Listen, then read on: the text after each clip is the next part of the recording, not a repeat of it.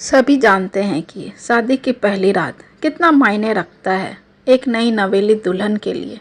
इसलिए मैं इस अनुभव को यादगार बनाने के लिए खुद को तैयार कर रखा था। मैं भी बेसब्री से अपने पति का इंतज़ार कर रही थी कि तभी दरवाजे पर दस्तक हुई।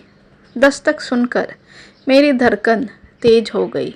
मैं सिर झुकाए अपनी कनखियों से अपने पति को देख रही थी और उनके पास आने का बेसब्री से इंतज़ार करने लगी। वे भी आहिस्ते आहिस्ते अंदर आए और बेड के दूसरी तरफ मुंह करके बैठ गए और मुश्किल से कुछ मिनट ही मुझसे इधर उधर की बातें की और उन्होंने यह कहकर बात ख़त्म कर दी कि वह थक गए हैं इसलिए सोना चाहते हैं। मैं पल भर के लिए उनके ऐसी बेरुखी देखकर सोच में डूब गई।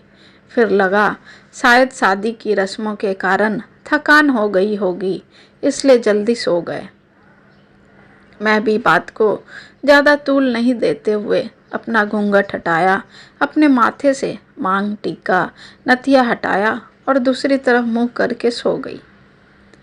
देखते देखते मेरी शादी को 1 सप्ताह बीत चुका था और मेरे पति ने मुझे अब तक छुआ तक नहीं था।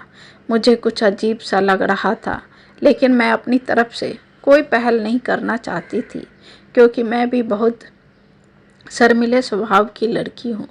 वैसे तो वो भी बहुत सभ्य शर्मीले व्यक्ति हैं, लेकिन एक चीज़ जो मुझे बार बार परेशान कर रही थी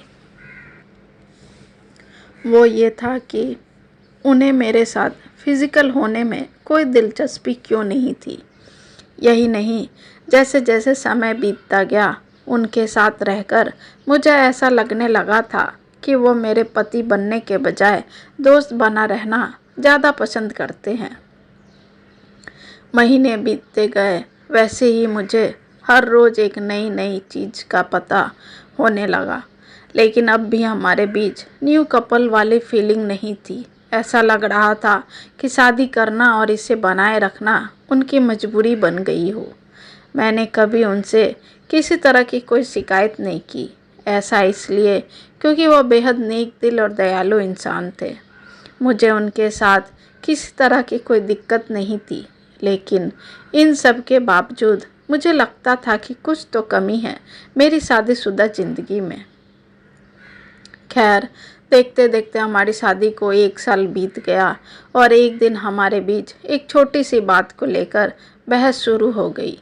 ये छोटी सी बहस न जाने कब झगड़े का रूप ले लिया। मेरे मन में गुस्सा तो शादी के पहले दिन से ही था।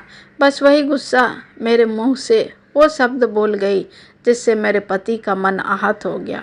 मैं चीखते हुई उनसे कह दी, मैं एक पति के लिए तरस रही हूँ जो मुझे कभी मिला ही नहीं।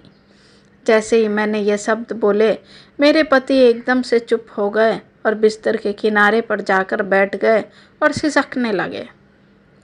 मैं उन्हें ऐसे रोते देखकर दंग रह गई और चुप हो गई। मुझे थोड़ा अजीब भी लग रहा था क्योंकि मैंने आज तक इन्हें कभी मेरे सामने इतना कमज़ोर होते नहीं देखा था। उनकी बेबसी देखकर मैं उन्हें दिलासा देने के लिए उनके पास आकर बैठ गई और कंधे पर अपना भरोसा वाला हाथ रखा कि तभी वो फूट फूट कर रोने लगे और मुझसे कहने लगे, वानी, मुझे माफ़ कर दो। मेरा इरादा तुम्हारी भावनाओं को ठेस पहुंचाना नहीं था। मैं लाख कोशिश कर लिया पर तुम्हारे करीब नहीं आ सका।